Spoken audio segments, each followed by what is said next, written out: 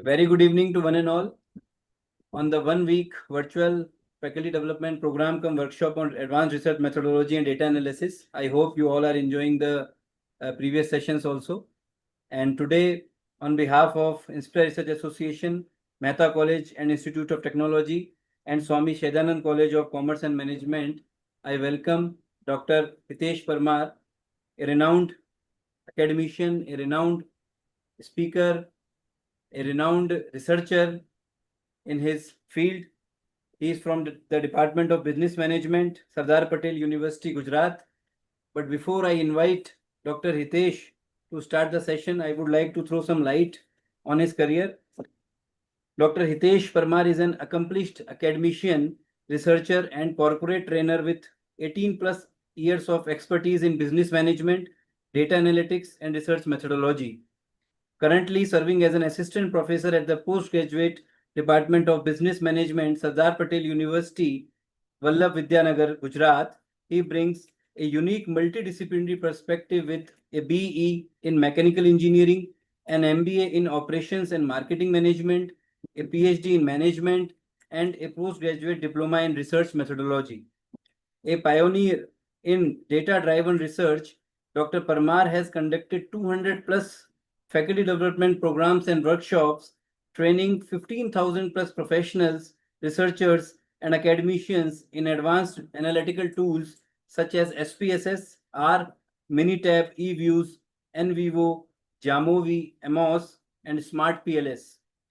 As a prolific scholar, he has published 35 plus research papers in reputed national and international journals, co-authored 4 books, Business Statistics, Production and Operations Management, and Research Methodology from Himalaya Publications.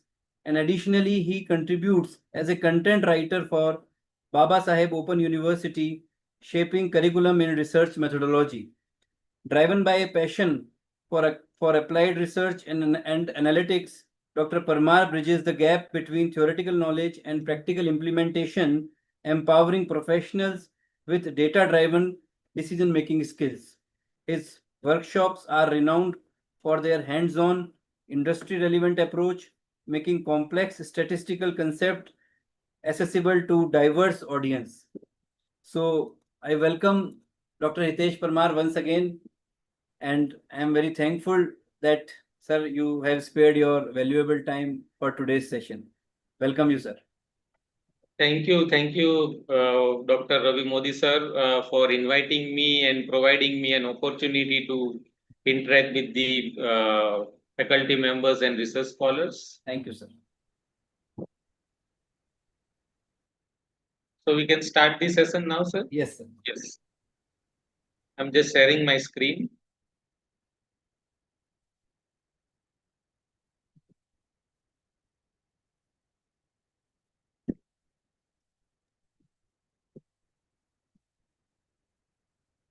So good evening, all the participants. Today we will be discussing a topic called factor analysis and structural equation modeling. Both topics are extremely important in terms of our research. In terms of the software that we are going to use, exploratory factor analysis, EFA, for this we will be using SPSS. And I think you might have already used SPSS yesterday also, or maybe in the previous sessions also. So still, if you don't have SPSS, sir has already shared the link to download the software. You can download it. Maybe after 30-40 minutes, we will require. It will be hands-on also and theory also. Both things we will be discussing. And later on the part of the structural equation modeling, we will be using the add-on, special add-on on the SPSS, and that is known as the SPSS Amos. So Amos we will be using for structural equation modeling part, right? So data file requirement I have already shared with you people.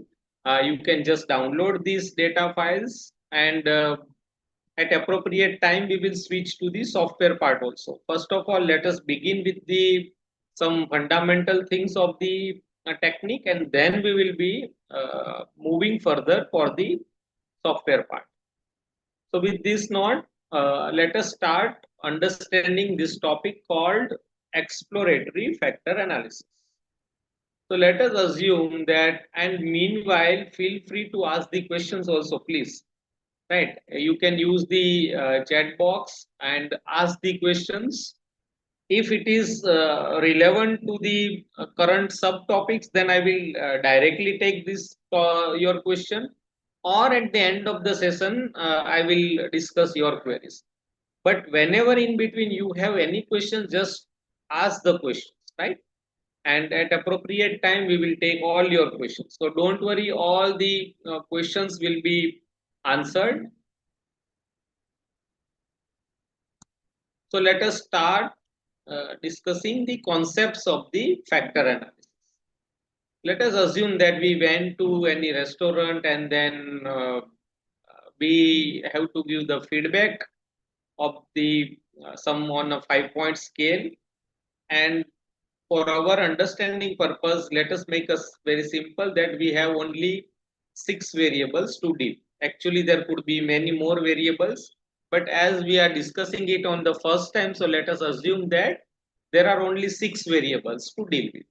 And these variables are measured on a 5-point scale. These variables are waiting time, cleanliness, taste of the food, friendly employees, temperature, and freshness of the food. And we have to give on a 5-point scale answers. Once we obtained all the answers and then we try to analyze those answers, we are able to see this kind of pattern of the relationship. This is the pattern of the relationship that we find out. Now, factor analysis is a technique. Exploratory factor analysis is a technique whereby we are identifying the factors. Factors are already present behind the variables, but we do not have direct access to the factors. As a researcher, we are not able to see them directly. So how do we see them? If they are hidden, then how do we identify them? So we identify the factors through the pattern of the movements of the variables.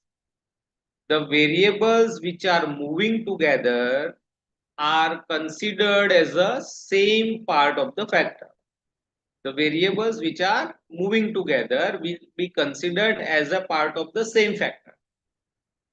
Right. So there are number of factors present here behind these 6 variables. I am not revealing at this moment that how many factors you need to identify. And based on the movements of the variables, how the variables are moving upward and downward, those variables which are moving together are considered as a part of same factor. So actually there are multiple factors here behind these variables, and the factors are moving upward and downward. So the variables are also moving upward and downward. But as a researcher, we can't see the factor. We have only access to the variables. So from the movement of the variable, we have to identify the factors. So now with this explanation, can you identify now the number of factors? What do you think? That behind these 6 variables, how many factors are present? Is it a 1 factor? Is it 2 factor? 3, 4, 5, 6? How many factors? What do you think? Just use your chat box. Please try to answer that how many factors are present.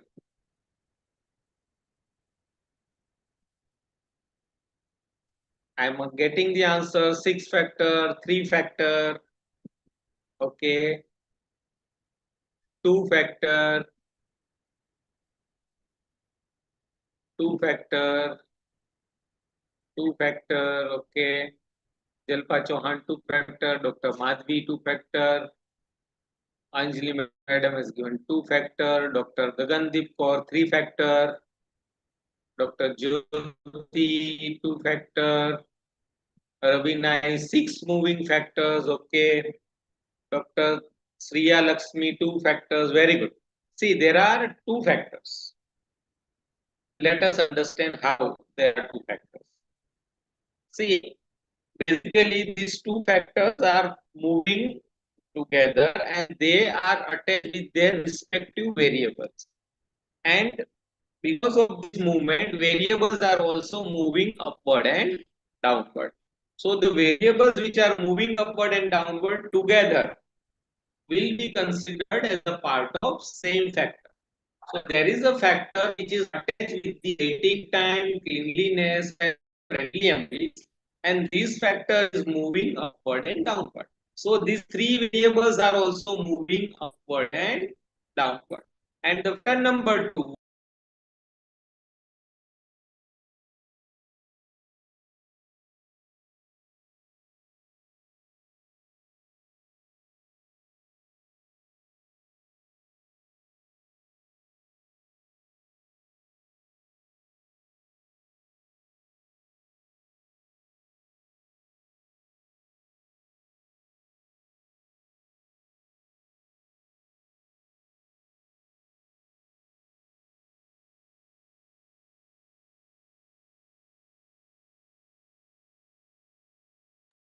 Yes, some network problem. Dr. Hitesh will join again. Please wait.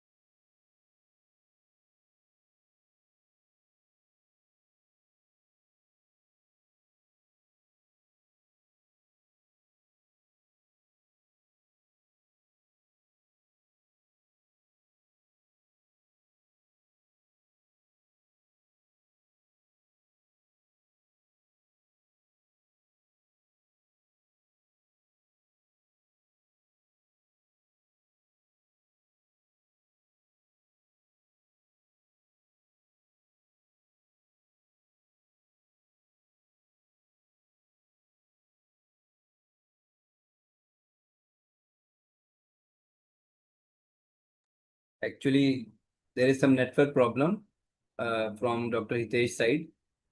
He's trying to join, so we have to wait. So please be with us. He's joining.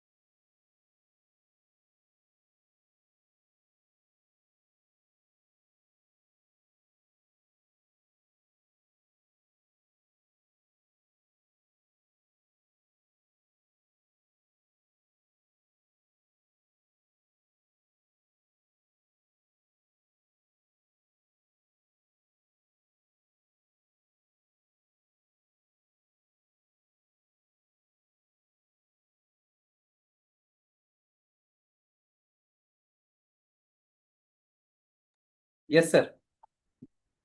Welcome again, sir. Thank you, sir. Thank you. So let us start. Okay. Yes.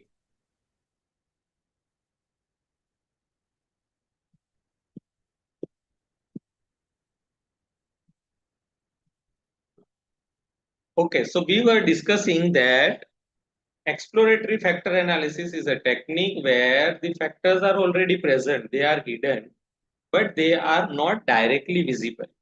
So how do we identify those factors? So we identify the factors based on the pattern of the movement, right? The variables which are moving together are considered as a part of same factor. So we identified that waiting time, cleanliness, and friendly employees are moving together. So they will be considered as a same factor. And taste, temperature, and freshness also they are moving together. So we are considering them also as a part of same factor, right? So we identified that there can be two factors. Now, after identifying the factors, what appropriate names should be given? So, considering the fast food industry, considering the nature of the variables, what names do you suggest? So, waiting time, cleanliness, and friendly employees, what name can we give? And taste, temperature, and freshness also, what names can be given? So, what do you think? What names we can give to represent these factors? What do you suggest? Let us take taste, temperature, and freshness. So collectively together, what does it represent? Taste, temperature, and freshness. So this is the process that we have to give some appropriate name. And it is completely okay that researcher to researcher, the names can be different, right? It is acceptable. that we are providing the different names. So it is completely fine. What name do you suggest? Okay. Seeing working environment. Okay. So I have given a name as food quality and service quality. Right? Food quality, weather, okay, facilities. So collectively we need to provide some appropriate name. The things to consider that whenever we are giving some appropriate name, what do we have to consider? So we need to consider our main domain area where we are working. It could be a very broad area, maybe consumer behavior, maybe digital marketing, maybe the say for example CSR. It could be any broad area that we are working, and within that also which industry we are working, and considering the nature of the industry, nature of our main domain area, then we need to provide some appropriate name, right? And it is perfectly fine that researcher to researchers names are different, but if somebody asks that why do you call this factor as food quality, then we should be able to explain them appropriately that because the nature of the food quality can be judged by the taste, by the temperature, and by the freshness of the food. So we are considering them as a food quality. So similarly, that you should also be able to give some kind of explanation whenever we are providing some name, right? So in a nutshell, what we have learned is the factor analysis, exploratory factor analysis. So keeping things simple, what we have understood here that this is a factor analysis that we explain a range of observable characteristics in terms of something simple which is not directly observable. So food quality is not a variable that can be a directly we can observe, right? So to measure a food quality, we have certain other variables and that will represent the food quality. So that is why it is called hidden. And all of these individual observable characteristics seem to be highly related to each other. Observable characteristics, which were the observable characteristics? Our variables, right? Let me go back. This taste, temperature, and freshness, these are the observable characteristics. So they are very highly related with each other, right? If the score on the taste will go up, then definitely there will be a higher temperature. The food will be hot. Then it will look also tasty. If the food is fresh, then definitely there will be a higher temperature and it will look tasty also, right? So higher scores of each of the variable will be directly have relationship with the higher score of the other variable. So these observable characteristics, these measured variables are very highly related with each other. Now, when we are conducting this kind of study and we are dealing with multiple variables, there are certain kinds of words that we are using synonyms. For example, we call them as simply a variable, or we also call them sometimes, if it is a statement, then we also call them as a statement. Sometimes we call them as items also, right? Certain literature will call it as items also. So we call it items, variables, measured variables, all things are same.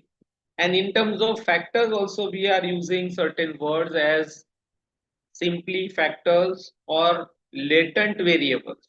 So latent variables, factors, or constructs are same thing, right? If we are talking about construct, it is the same thing as factors or as the latent variable. Latent variable means it is hidden, it cannot be directly measurable, so it is a latent. So from this the word has been derived as a latent variable. Then it is also construct, then also it is the factors also.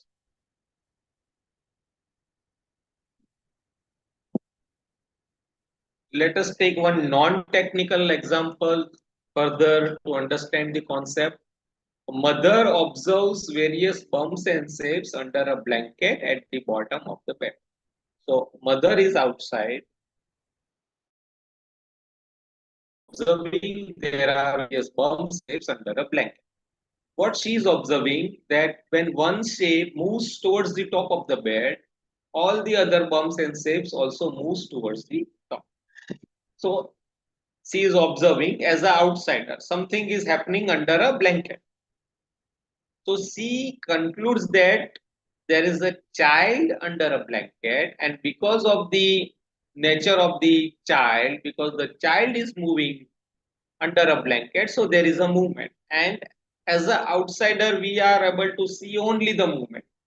Why there is a movement? Because there is a child. If there is no child, there is no movement. If there is no factor, there is no movement.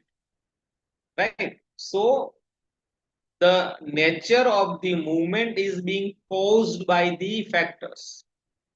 Similarly, here also the factor analysis takes as input as a number of measures and tests analogous to the bumps and shapes.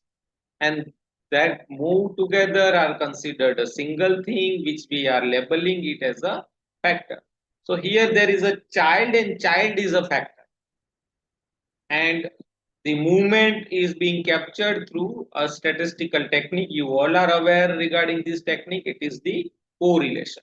So correlation is the fundamental to the factor analysis. If there is no correlation, if there is no movement of the variable, then there cannot be factor analysis. Right. So fundamentally, correlation is linked with the factor analysis.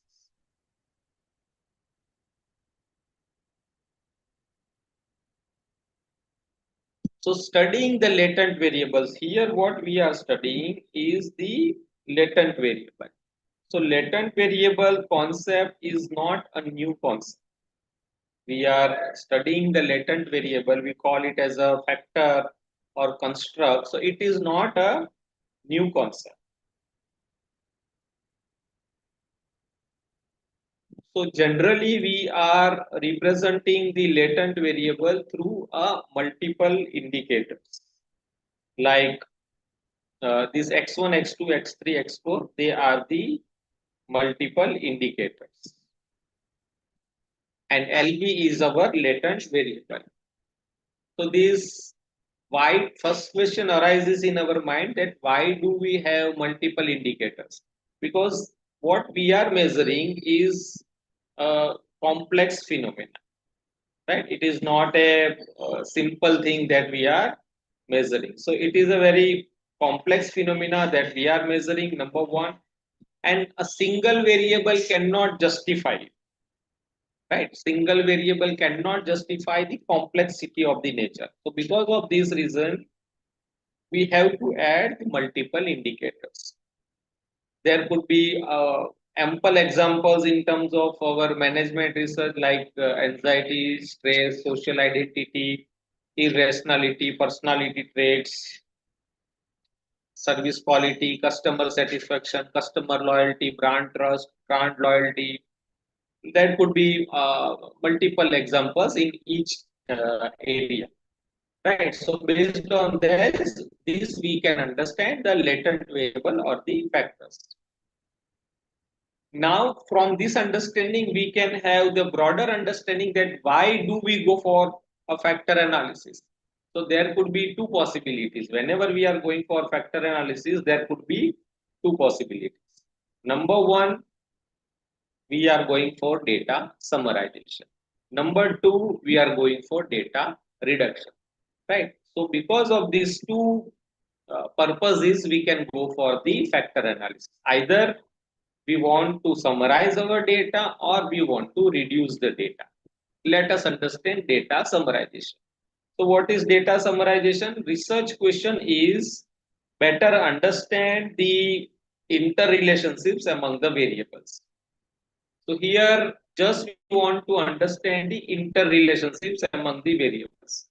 once we understand the interrelationship, that how these variables are related with each other, then our goal is achieved and we have done data summarization. Data reduction is what? Data reduction is one further step from the data summarization. So in the data reduction, we are also summarizing our data, like these are the variables which are related with each other. This is our uh, number of factors that could emerge. Like this, we are summarizing our data, and at the same time, we are not stopping by just identifying the factors, but we are also utilizing the factor scores as a subsequent analysis. So we are not stopping it, but we are utilizing the subsequent factor scores. And after these factor scores, we are utilizing. So how do we understand this? So for example, we identify that there is a test temperature and freshness is the service quality, that is the factor has been identified. So we are summarizing these factors, service quality or food quality by their respective variables. So this is the data summarization. If we stop there, then it is data summarization. But further, suppose we try to identify that there are two cities, and from these two different cities, we identified the respondents. Now, the next question arises that whether this food quality is same with respect to the hotels of these two different cities. So then we are further analyzing the food quality and service quality factors. So then what we are doing, we are utilizing factor scores, and then we are doing data reduction. So data reduction is one more step ahead from the data summarization. I hope you are able to understand. If you are any question, please feel free to ask. So in terms of summarization, we are just summarizing the data that these are the few factors, maybe one factor, maybe two factor, and then this factor is more important, this factor is less important. Factor number one is composed of four variables. Factor number two is composed of three variables. Like this, we are summarizing everything. Then it is data summarization. Further, if you want to understand that how they are related with the demographics, or there could be some factors which are independent and then some factors are dependent, and then we are linking it, then further analyzing will be your data reduction. So if you are using the surrogate variables or factor scores, then you are doing data reduction. Or if you are just summarizing it, you are doing data summarization. Types of factor analysis, how many types? There are two types of factor analysis: EFA and CFA, exploratory factor analysis and confirmatory factor analysis. So these are the two types of the factor analysis that we need to understand. At present, we are understanding EFA, exploratory factor analysis. So what is EFA? EFA is a technique whereby we are identifying the factors. Factors are already present, they are hidden, they are not directly visible. So just we are identifying them. So this is your EFA. At the beginning of this technique, you are not at all aware that how many factors are present. Just you are exploring it. So that is the reason it is called exploratory factor analysis. In terms of the confirmatory factor analysis, CFA, you have already identified, suppose you have already identified your factors based on the literature. Right, from the literature, the factors are already identified. Say, for example, the literature supports that there is a factor called customer satisfaction, and these are the five variables which are measuring or representing customer satisfaction. So then we are not identifying here because we are not exploring here, because literature has already supported that this is the factor and these are the number of variables which is representing your factor. So then what is your goal? So your goal is to confirm it, that in your research also the same structure holds true. Right? So you are confirming the factor structure. This is called confirmatory factor analysis. So this is the fundamental difference between EFA and CFA. If you are not aware from the literature, then you are exploring it. If literature support is available, factor names are already available, then you are confirming it. So it is confirmatory factor analysis. Right? So EFA and CFA. For EFA, we are using SPSS. For CFA, we are using MOS. What are the assumptions behind this technique? So assumptions are, the first assumption is linearity. We understood that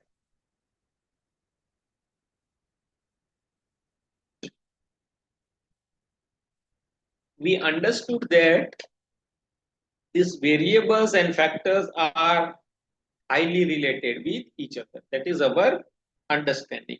So what is the relationship between a variable and a factor? So there is a linear relationship. How these variables and factors are related with each other, there is a linear relationship. Number two is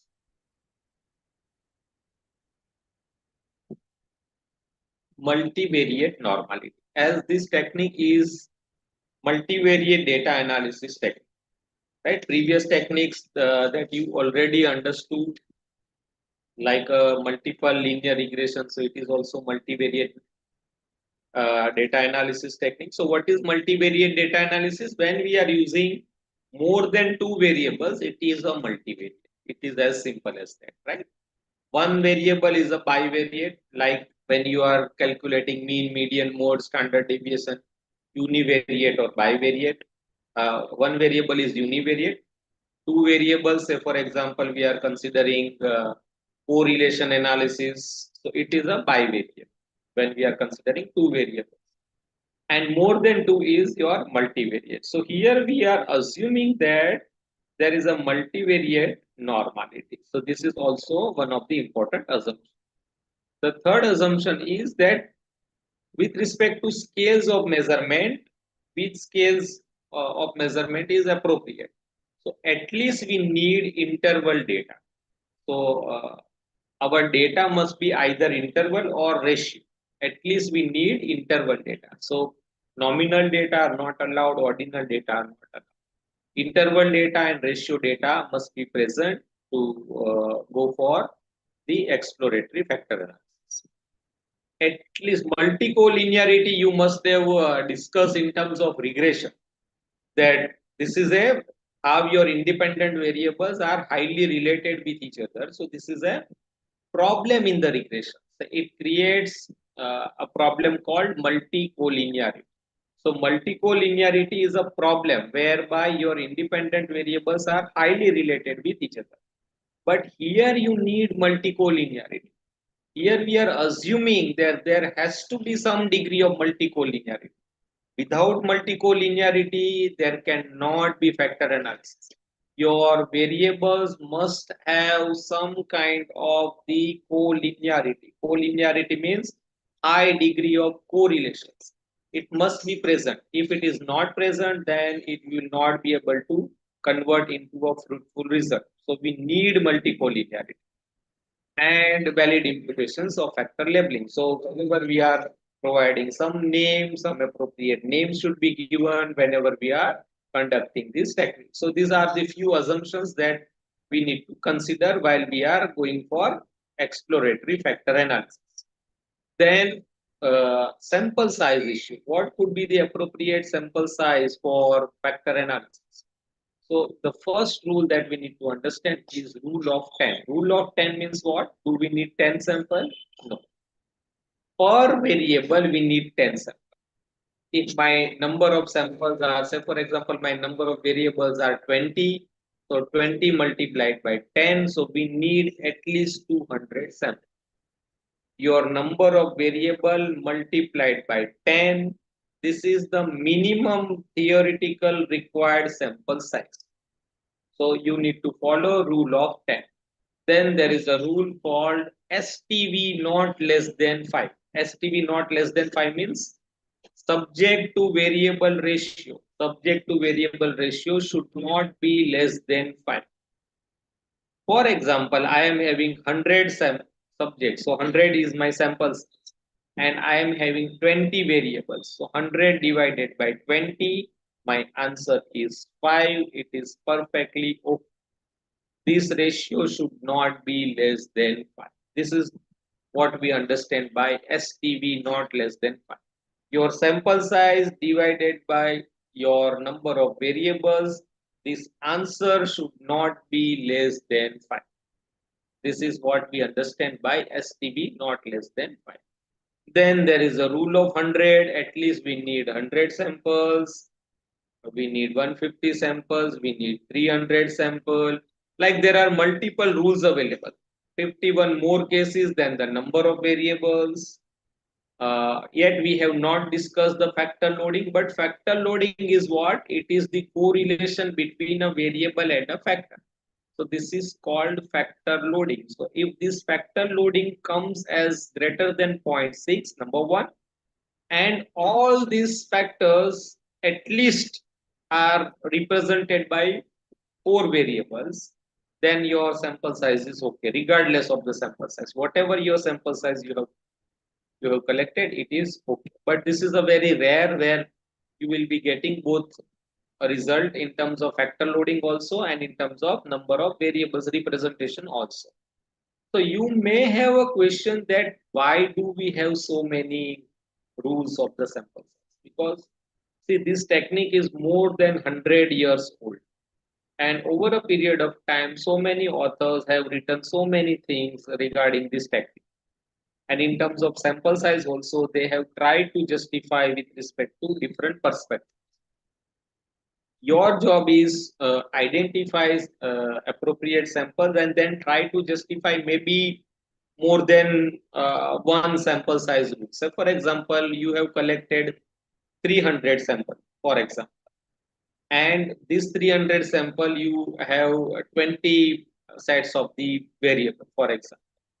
Right. So 300 sample means rule of 100 is okay, rule of 150 is okay, rule of 300 is okay, significance rule is also okay, right? STV maybe it is also okay.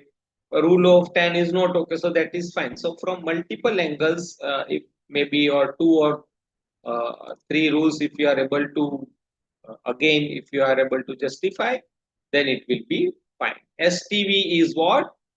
It is subject to variable ratio. So subject is your samples, right? And variables are our questions. So if we divide the samples by our number of variables, this answer should be greater than 5. It should not be less than. So in a way, it is what? It is a rule of 5 actually. Right? Number of variables multiplied by 5. So ultimately, it is rule of 5. So minimum you need to maintain this. Let us move to SPSS.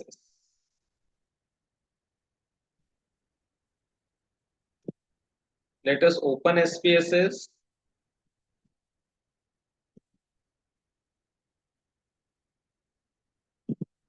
The data file that we are opening is factor underscore HP.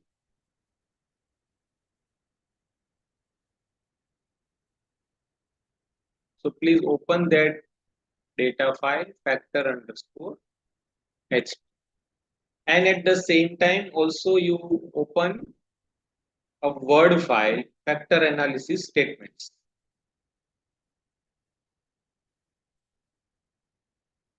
There is a Word file factor analysis statement. Let us open this Word file also.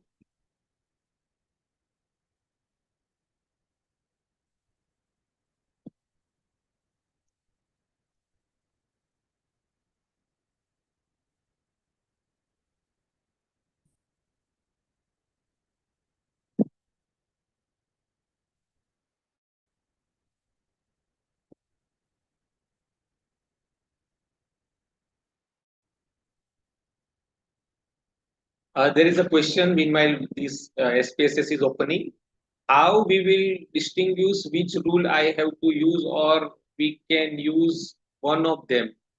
Any rule is fine. Even if you are able to justify with only single rule, then also it is fine. But more than one is more justifiable. But suppose you have only 100 sample, for example, then also you have this fifth significance rule, and minimum this 100 sample size rule is applicable in your case. But my suggestion is that minimum try to maintain at least 5 samples per variable. At least not only for this, but any multivariate data analysis technique that you are applying, like a regression or maybe discriminant analysis, maybe cluster analysis, maybe exploratory factor analysis. At least try to maintain 5 samples per variable. Right? You just count the number of questions in your questionnaire and multiply it by 5. This should be your samples. At least try to maintain this.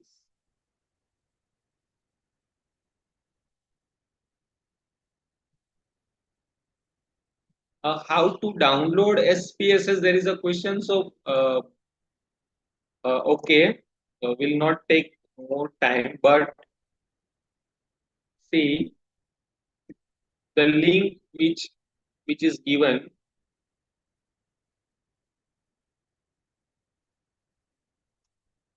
Just open that link.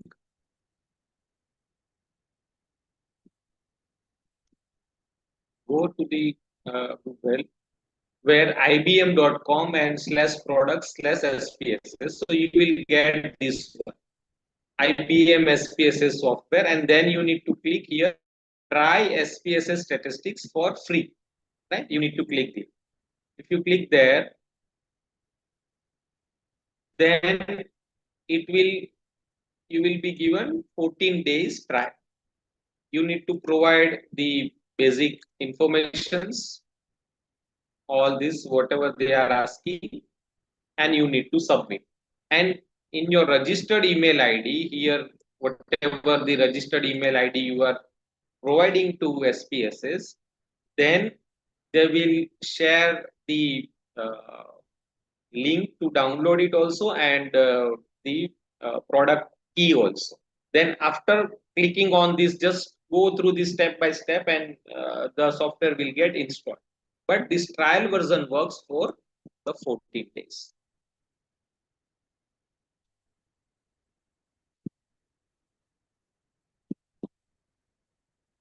So here, suppose we have the multiple statements available like this. There are 23 statements which are related to different areas.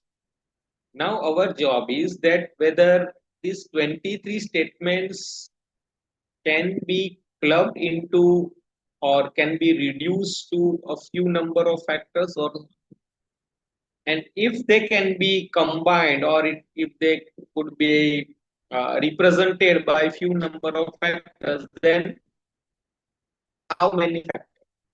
Is it 1 factor, 2 factor, 3 factor? This is our question, number 1. Number 2 is that suppose there are 5 factors, or suppose there are 2 factors, then which one is more important, or which one is the most important? Suppose number 1 factor is the most important. Then out of this number 1 factor, which is most important, there may be some variables which is representing our factor number 1. So which variable is more contributing towards our factor number 1, which is the most important? So we want to identify that whether these few 23 statements could be reduced to few number of factors or not, number 1. Number 2, if yes, then how many factors? Which one is the most important? And which variable contributes more? Right? So this is the with these objectives, we are going for collecting the data, and let us assume that we have obtained the data in the spaces and coding and everything is done. Now we are ready for analyzing this data. So I'm sharing my data sheet of SPSS.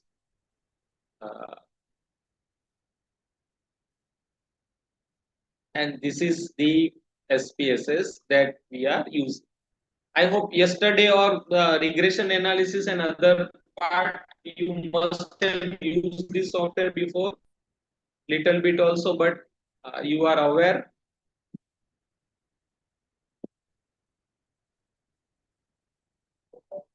Have you used this software before? Yes, sir. Yes. Majority of you have used. Okay. Those participants, if you have not used this software, then it is a very high time for you people to start learning this kind of software. Right? I am not recommending any particular software, but any one software you need to learn. Either it could be SPSS, or it could be Jamovi, or it could be R. Any one software you should learn. Right?